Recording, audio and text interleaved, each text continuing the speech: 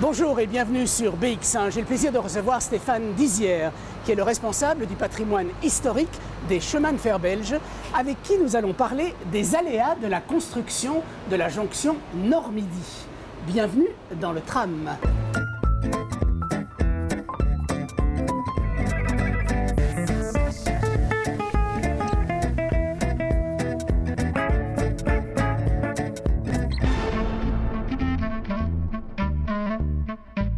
Stéphane Dizière, bonjour. Vous êtes responsable du patrimoine, je vais le dire correctement, du patrimoine historique des chemins de fer belges. Ça doit être une relativement lourde responsabilité. Merci d'être avec moi dans notre tram. Vous avez jeté un œil acerbe sur la jonction Nord-Midi et on va regarder ça. En préparant cette émission, ce qui m'a sauté aux yeux, c'est que l'histoire de Belgique se confond, si j'ose dire, avec l'histoire de la SNCB. En fait, disons plutôt l'histoire des chemins de fer. Nous sommes en 1830, l'indépendance du pays. 4 ans plus tard, le 1er mai 1834, le Parlement décide, c'est l'une des principales décisions et l'une des plus importantes qu'il prend depuis son existence. Il vote la création des chemins de fer belges par 56 voix contre 28, donc 2 tiers, 1 tiers, pour créer un réseau. Et c'est la première fois au monde qu'on envisage de développer un réseau de chemins de fer dans son ensemble, sur l'ensemble du territoire. C'est en Belgique qu'on a eu cette vision-là. Absolument. En Grande-Bretagne, puisque c'est là où est né le chemin de fer, Stephenson, qui était une personne privée, développe le chemin de fer entre un point A et un point B. En Belgique, on envisage ça comme un réseau. Et tout va très vite. Un an après, le 5 mai 1835, la première liaison en train au départ de Bruxelles est inaugurée. C'est la première fois qu'une capitale au monde est reliée au chemin de fer. Et en 8 ans seulement, le réseau se construit sur l'ensemble du pays, puisque 536 km de lignes sont construites. Donc tout ça va très vite. C'est parce que c'était la révolution industrielle, on était dans cette époque-là. La Belgique, le premier gouvernement belge a eu conscience que le développement de la Belgique passerait par son réseau ferré? Absolument. Les pères fondateurs de la Belgique considéraient que la colonne du Congrès était le symbole des libertés démocratiques de la nouvelle Belgique indépendante, et le chemin de fer était le symbole de la liberté économique. Donc c'est les deux faces d'une pièce qui assurait l'indépendance économique et démocratique du pays. Alors la première ligne, c'est 1835. Oui, tout à fait. C'est juste. Et c'est Bruxelles quelque part. Bruxelles-Malines, qui à l'origine était le cœur du réseau, puisque la raison première de la construction du réseau ferroviaire, c'est de permettre au port d'Anvers d'être relié rapidement à son hinterland, c'est-à-dire Liège et aussi l'Allemagne. Très vite, donc on a d'abord conçu le réseau pour transporter des marchandises, et puis très vite ensuite, c'est évidemment le transport des personnes qui a pris le dessus, et Bruxelles qui est devenu le cœur du réseau. D'accord. Ce Bruxelles-Malines, c'est... Je vais le dire en termes d'aujourd'hui, évidemment. C'est Bruxelles Centrale Malines? Non. Je sais bien que vous allez me dire non. Non, en fait, très vite, il faut construire des gares pour accueillir les voyageurs. Donc la première gare de Bruxelles, c'est la gare qui se trouve à l'Allée Verte. Donc Bruxelles, Allée Verte, Malines. L'Allée Verte qui se trouve près de la place de l'Isère, près de, du canal, on va dire. Et puis très vite après, donc là c'est en 1935, et en 1840, la ligne du Midi, donc, qui relie Bruxelles à la frontière française et au-delà, donc la ligne du Midi est construite, inaugurée, et la première gare au sud de Bruxelles est installée sur la place Roup. C'est la gare des Bogaerts, c'est la première gare du Midi, en quelque sorte. Et puis très vite, en 1941, il y a eu une gare déjà, ou en tout cas un quai, qui est installé sur la place Rogier, qui sera la future gare du Nord, en quelque sorte. Donc la gare du Nord était place Rogier, oui. La future gare du Midi était place Roup. Exactement. Et entre les deux, il n'y avait rien. Absolument rien. Et très vite, le problème s'est déclaré. On a constaté qu'il y avait évidemment la nécessité de transporter les personnes entre la gare des Bogaerts et la gare de l'Allée Verte et puis la gare du Nord. Il n'y avait rien qui était prévu. Donc très vite, il y a des calèches tirées par des chevaux, bien entendu, et ensuite des trams tirés par des chevaux qui assuraient la navette entre Bruxelles-Midi, Place Roupe, et ensuite Allée Verte, Bruxelles-Nord. C'était un gros problème de gestion et de coordination des transports dans Bruxelles et tout ça a évolué très vite vers la nécessité d'avoir une relation ferroviaire entre les pôles nord et sud de Bruxelles. Mais c'est-à-dire qu'il y avait le besoin pour les gens qui arrivaient à la gare, celle qui allait devenir la gare du Midi, donc la gare des Bogarts, d'aller plus loin, de poursuivre leur voyage vers le nord et à contrario, c'est ça? Absolument. Ce besoin existait. Ce besoin existait. Il ne faut pas oublier non plus qu'au XIXe siècle, il y a à la fois la problématique des marchandises, du transport des marchandises, puisque les camions et la voiture n'existent pas, et aussi la problématique des voyageurs. Pour régler la problématique des marchandises, quand la ligne du Midi qui va vers la France est inaugurée, on construit une ligne sur les boulevards périphériques qui passe maintenant par le Petit Château. Il y a une voie ferrée qui est installée et qui est construite à même la chaussée, avec un employé des chemins de fer qui est devant avec une grande cloche et un drapeau rouge, pour annoncer le passage des trains marchandises vers le nord du pays, vers Malines et puis vers Anvers. Au milieu de la rue. Au milieu de la rue, absolument. Et cette ligne va être en fonctionnement pendant 30 ans, jusqu'en 1871. À partir de 1871, la ligne ouest, avec la gare de Bruxelles-Ouest qu'on connaît encore maintenant, qui contourne Bruxelles par l'ouest et qui permet une relation avec plusieurs voies entre Bruxelles-Midi et cette fois-là Bruxelles-Nord. Voilà pourquoi il y a un Bruxelles-Ouest, parce que j'ai jamais compris pourquoi il y avait une gare à Bruxelles-Ouest et qui s'appelait Bruxelles-Ouest. Absolument. Parce qu'elle était à l'ouest de Bruxelles, ça je pouvais le comprendre, mais donc c'était une gare de marchandises. Hein, voyageurs aussi, mais voyageurs aussi. Voilà. En fait, passer par cette gare, le transport marchandises, également les trains internationaux. Mais donc les trains étaient dans la rue comme le tram l'est aujourd'hui. Absolument. Très bien.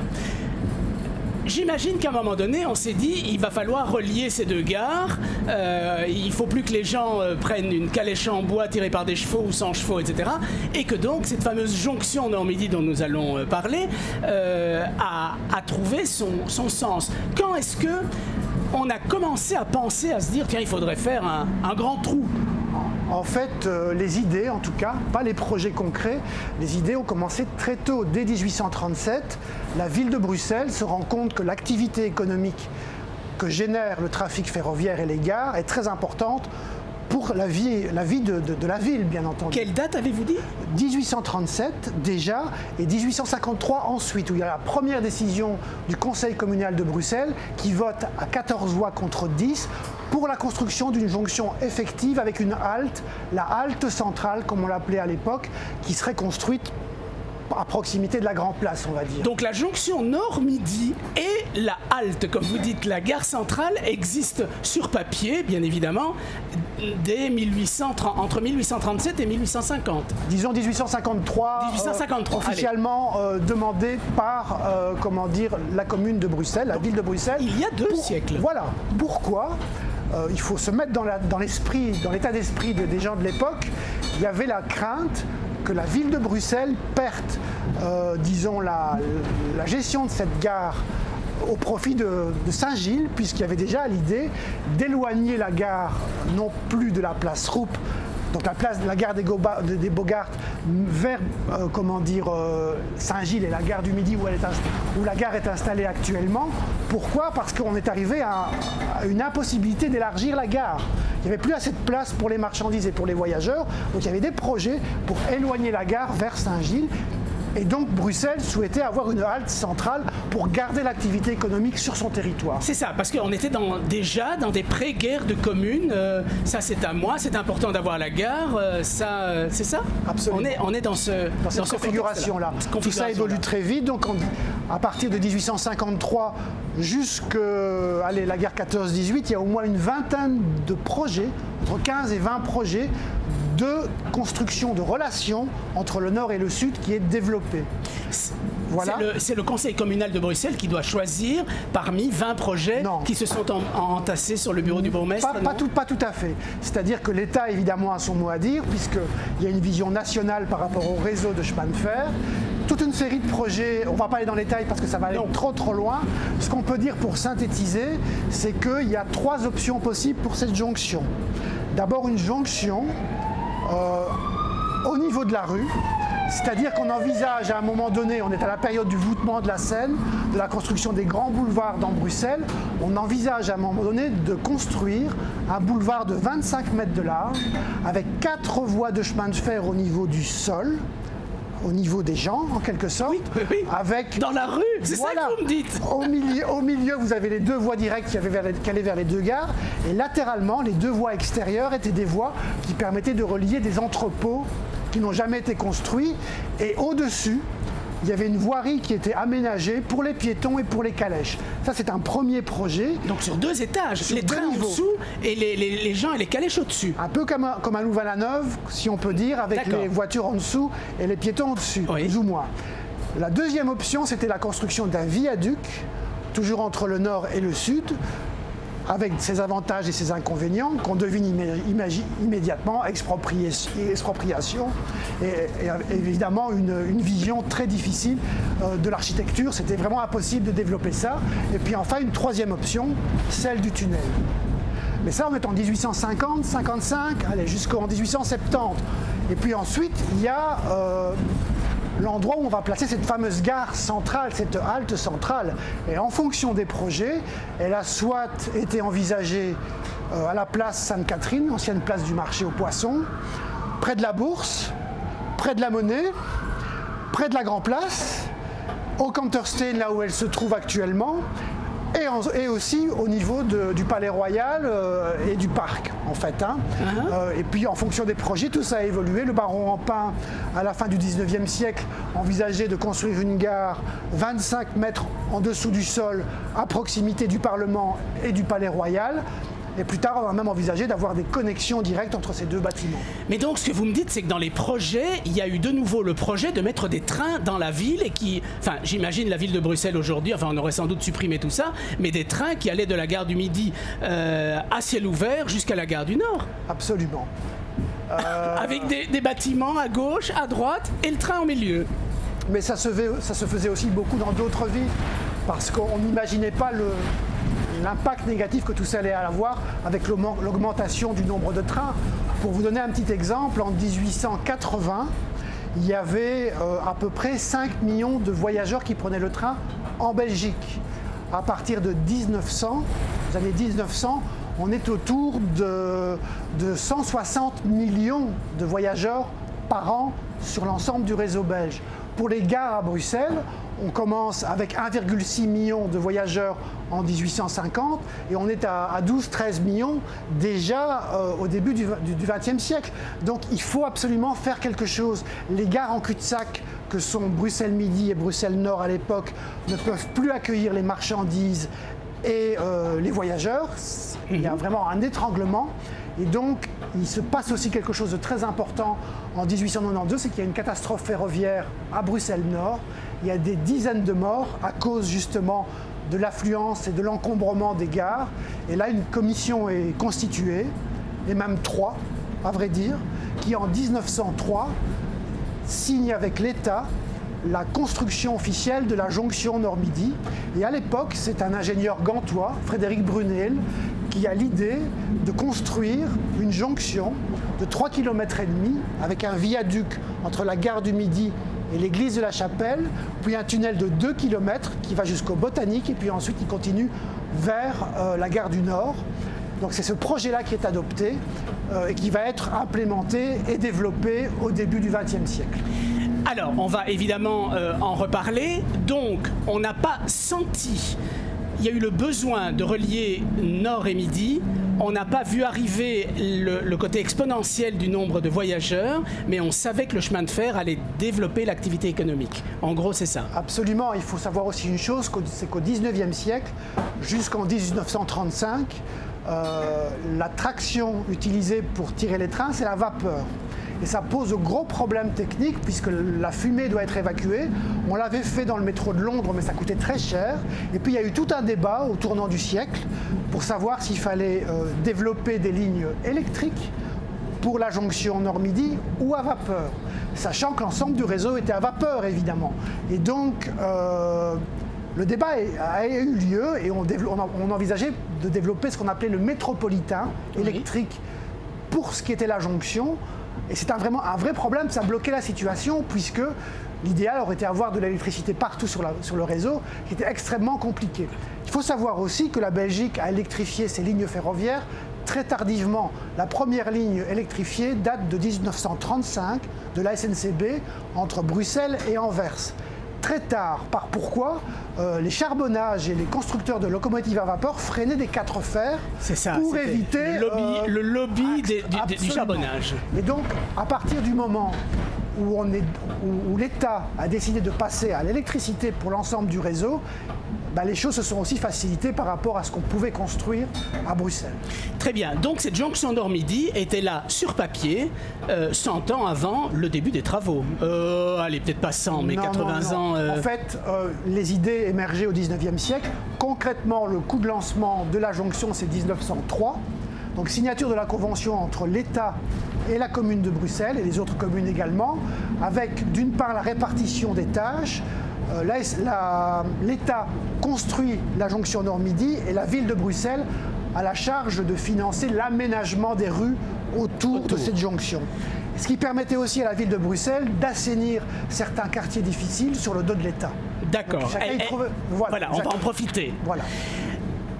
C'est à ce moment-là qu'on se dit on confierait peut-être bien tout ça à un architecte.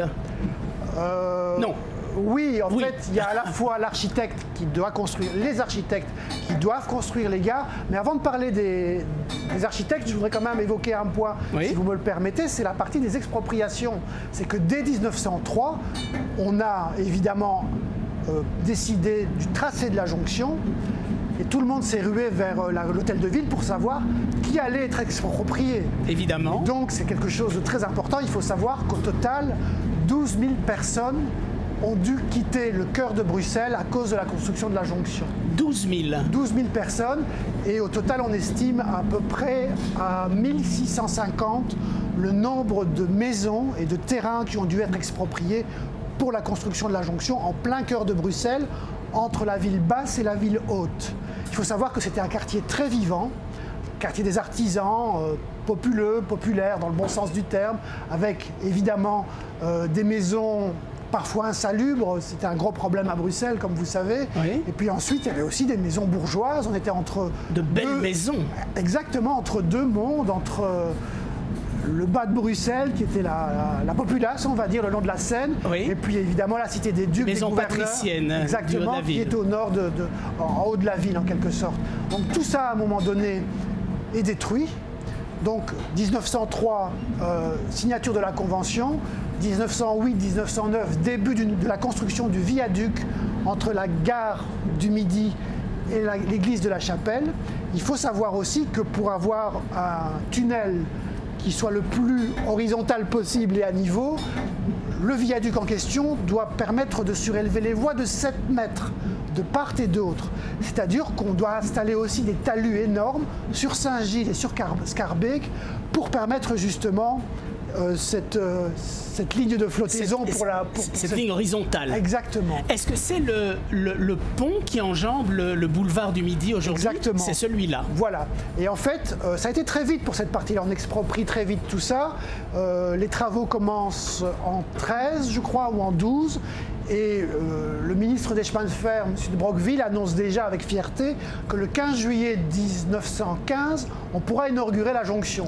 Elle ne le sera finalement qu'en 1952. Vous voyez tout l'écart. Il s'était trompé, mais à sa décharge, il y a eu 2 guerres mondiales entre les deux. Il y a eu 2 guerres mondiales, effectivement, donc on arrête tous les travaux en 1914. Oui. Mais il n'y a pas eu que ça. C'est-à-dire que vu les dégâts que les expropriations et les travaux entraînent à Bruxelles, pour le viaduc jusqu'à l'église de la Chapelle, mais on avait déjà détruit aussi l'endroit où on allait construire la future gare centrale. Les gens se rendent compte du ravage que cela provoque. Donc parmi les élus et les mandataires politiques, il y a ce qu'on appelle les jonctionnistes et les anti-jonctionnistes qui disent non, il faut qu'on arrête ça, c'est le massacre, et puis d'autres qui disent non, c'est trop tard, il faut y aller. Et après la guerre, il n'y a plus d'argent. Et donc les travaux s'arrêtent faute de combattants. Il n'y a plus assez de sous pour faire tout ça. Ensuite, La SNCB est créée en 1926 et pendant ce temps-là, les travaux n'avancent pas. C'est un gros problème. Et puis quand la SNCB est créée en 1926, elle n'a pas les budgets pour construire la ligne. Elle n'a pas les moyens, jonction, évidemment. Elle n'a pas les moyens pour ça. Donc elle écrit à Montmérandon disant que la jonction ne l'intéresse pas. C'était plutôt à des fins politiques pour dire « j'ai pas les sous pour faire ça ». Et en 1935, on crée l'Office national pour l'achèvement de la jonction, avec deux grandes personnes emblématiques, M. Wauquiez et M. Fernand Brinfo, qui vont prendre à corps la construction de cette jonction et la terminer. Donc le viaduc entre Bruxelles-Midi et l'église de la Chapelle est terminé. Il faut maintenant construire le tunnel qui fait 2 km. Et on coupe ce tunnel en quelque sorte en 5 parties, pour les adjudications, bien entendu. Et il y a un grand changement par rapport à ce qui était prévu au début du siècle, c'est qu'à l'époque, l'électrification du tunnel était prévue avec une 3e voie, comme à Londres ou comme à Paris. Le réseau est électrifié avec des caténaires avec du 3000 volts en continu, donc le tunnel doit être beaucoup plus haut, et on décide de tout construire à ciel ouvert. Donc on commence à construire et à creuser à ciel ouvert une saignée de 25 mètres de large et de 25 mètres et parfois 60 mètres comme à Bruxelles centrale sur 2 km en plein cœur de Bruxelles. Donc c'est quelque chose... un gigantesque trou, on crée un gigantesque trou. Absolument. Et même dans les années 50, il y a Marguerite Yourcenar, la célèbre écrivain, qui vient à Bruxelles rencontrer son frère, son demi-frère, et qui cite dans un de ses livres « Comme toujours, Bruxelles était un chantier à ciel ouvert ». Et pendant un siècle, pendant 50 ans, on va dire, pour la jonction, c'était effectivement le cas. Très bien, on sait aujourd'hui que tout ça s'est refermé. Est passé par là, au niveau de la gare centrale, un architecte quand même magistral. On ne peut pas terminer cette émission sans le citer. Oui, c'est évidemment Horta. Il faut savoir que ça a été un second choix. À l'origine, ce n'était pas lui qui avait été désigné pour construire la gare centrale. C'était un certain architecte qui s'appelait Acker, qui a été son rival pendant la première partie de sa carrière. Il a décédé subitement et c'est Horta qui lui-même a écrit à de Brockville pour qu'on le choisisse. Donc c'est lui qui a dit, et il avait déjà 50-52 ans à ce moment-là, donc il signe son premier contrat en 1913, juste avant la guerre. Et à ce moment-là, il ne sait pas qu'il ne verra jamais la fin des travaux, puisque la gare sera inaugurée en 1952 et il arrêtera à passer 80 ans. Il remettra la main parce que le projet ne sera pas terminé. Et pendant toute cette durée, donc on ne savait pas si on allait construire cette gare. Donc il part aux États-Unis pendant la guerre 14-18, il revient en 19. Là, il construit une gare à ciel ouvert. Puis le projet évolue puisque la gare est souterraine, bien entendu. C'est une gare dans le style des années 20-30, avec une énorme verrière ovale, très monumentale. Mais le projet ne voit pas le jour, malheureusement. Et puis bon, le projet s'arrête. Il reprend avec le lancement de la... le projet reprend avec la création de l'Office de la jonction, l'achèvement de la jonction. Et là, il refait un projet complètement novateur dans les années 30, juste avant la guerre, qui sera terminé après la guerre par Maxime Brinfo, qui sera son successeur. Alors, vous avez attiré mon attention sur des éléments extérieurs de décoration qui rappellent les démolitions. Oui, en fait, on a énormément démoli pour faire cette jonction. Et ce qui reste finalement de tout ça, ce sont des sculptures qui figurent sur la façade de la gare de Bruxelles centrale et qui représentent le vieux Bruxelles qui a été détruit. Il faut savoir que lorsque les travaux ont eu lieu, on est tombé sur les fondations de la plus vieille maison en pierre du Moyen-Âge de Bruxelles, détruite. À un moment donné, on tombe sur des cryptes gothiques en creusant, détruites. Des maisons du XVIe, du XVIIe, du XVIIIe siècle qui avaient des qualités architecturales certaines, qui ont été détruites également. À un moment donné, le directeur des monuments et sites alerte les mandataires publics pour dire qu'il faut absolument créer un terrain, un site pour rassembler tout ce qui va disparaître. On ne lui a jamais répondu et ça ne s'est jamais concrétisé. À un moment donné, le cardinal Mercier intervient pour sauver l'église de la Chapelle et la façade de l'église Sainte-Anne qui était transformée en cinéma. Et donc on a tout réaménagé et reconstruit près de la rue de la Madeleine qui se trouve à côté de la gare centrale. Stéphane Dizière, on pourrait vous écouter des heures. Quand on est amoureux des petites machines sur rail, des trains, de cette jonction Nord-Midi, de l'histoire des gares, de l'histoire du chemin de fer, je crois que vous avez participé à l'élaboration d'un musée. Où est-ce qu'on peut aller quand on peut passer une après-midi? J'invite le public et les téléspectateurs à découvrir le musée Train World qui est installé dans la gare de Schaerbeek, où on expose le meilleur des collections des chemins de fer belges. On parle des wagons-lits, on parle de... En fait, la plus ancienne locomotive à vapeur conservée de Belgique est exposée à Train World. Et j'ai eu le grand privilège de préparer la scénographie avec l'artiste Françoise Keuten.